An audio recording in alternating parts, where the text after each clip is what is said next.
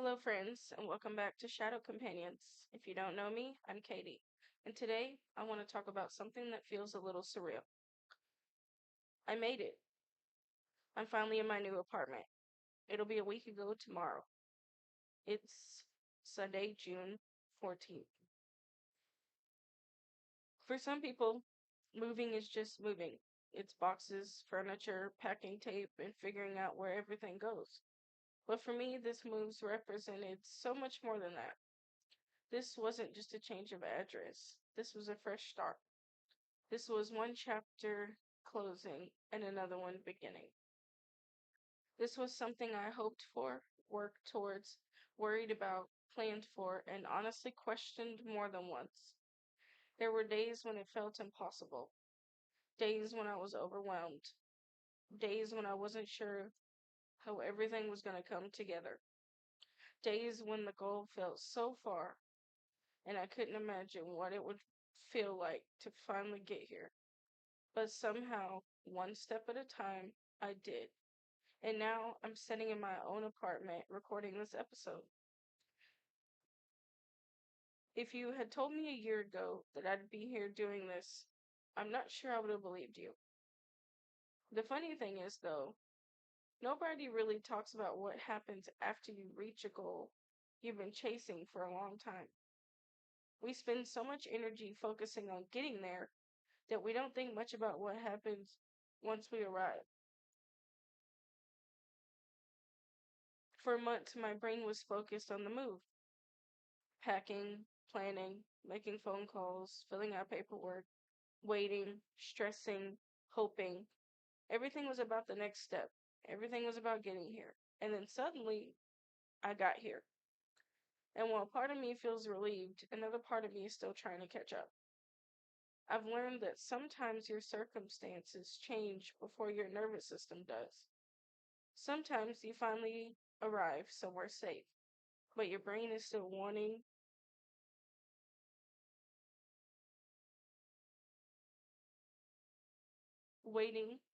not wanting, sorry, waiting for the next emergency.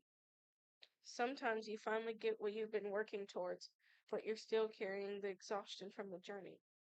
I found myself waking up and looking around my apartment and thinking, wow, this is mine. And then 5 minutes later, wondering what I should be cleaning, organizing, fixing, or working on. It's strange because this is something I wanted, something I worked hard for.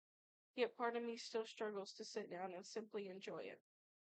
There's another piece of this that I've been thinking about a lot lately. I came from a living situation where no matter how hard I worked, and often felt like I couldn't get ahead. I spent a lot of time feeling responsible for problems that weren't entirely mine to fix. Over time, I think that changed more than I realized. When we spent a long time living in a stressful situation, you learn to stay alert. You learn to look for problems. You learn to anticipate what might go wrong. You convince yourself that if you work harder, try harder, stay on top of everything, maybe you'll finally feel secure.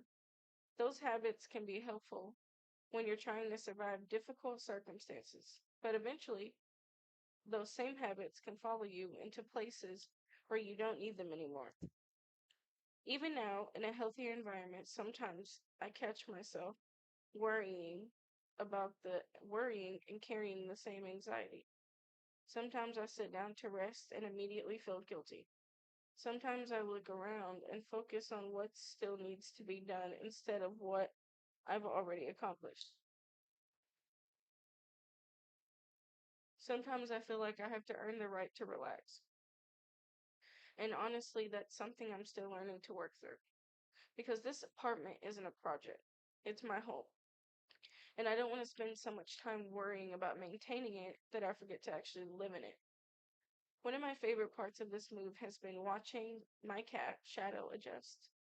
If you listened to this podcast before, then you know Shadow isn't just my cat. He's my companion.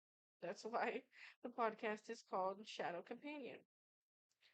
He's been here through some of the hardest moments of my life. He's been there through my recovery, through heartbreak, uncertainty, anxiety, through all the moments when life felt too heavy. And now he's here for this chapter too. When we first arrived, Shadow explored everything, every room, every corner, every closet, every strange sound. He took his time figuring out whether this place was safe. And honestly, I think I was doing the exact same. The difference is that Shadow eventually settled in.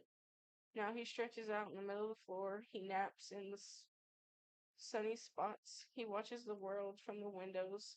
He acts like he's lived here forever. Watching him has made me realize something. He isn't worried about whether every box is unpacked. He isn't worried about whether everything is perfect. He isn't worried about tomorrow. He's simply enjoying being home. And maybe that's a lesson I needed. Maybe part of creating a home isn't just unpacking boxes. Maybe it's unpacking the fears we've carried with us. Maybe it's unpacking old survival habits. Maybe it's learning that we don't have to be on high alert all the time. Maybe it's learning that peace is allowed to exist. I think that's what this chapter is really about for me. Not just moving or decorating or settling in, but learning how to feel safe. Learning how to trust that I don't have to constantly prepare for the worst. Learning how to rest without feeling guilty. Learning how to enjoy life that I've worked so hard to build. Because if I'm being honest, I don't want to spend this chapter waiting for something bad to happen. I want to spend it noticing the good things, the quiet mornings, the sunlight through the window, the shadow, the sound of shadow purring, the feeling of unlocking my own door, the small moments that made make a place feel like home. If you're listening today and you're going through your own transition, maybe a move, maybe recovery, maybe some grief or a fresh start, I want you to know something. It's okay if you're still adjusting. It's okay if part of you is carrying the old fears. It's okay if you haven't settled in yet. Healing takes time. Trust takes time. Feeling safe takes time. And that's okay. You don't have to rush yourself. You don't have to have everything figured out. You don't have to be perfect. You just have to keep showing up one day at a time. Before we end today's episode, I'd like to leave you with a few affirmations. You can take a second and take a deep breath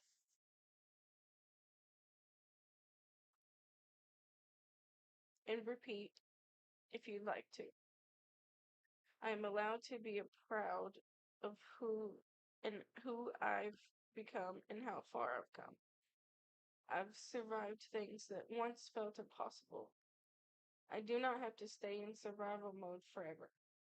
I am safe in this moment. My home does not have to be perfect to be peaceful.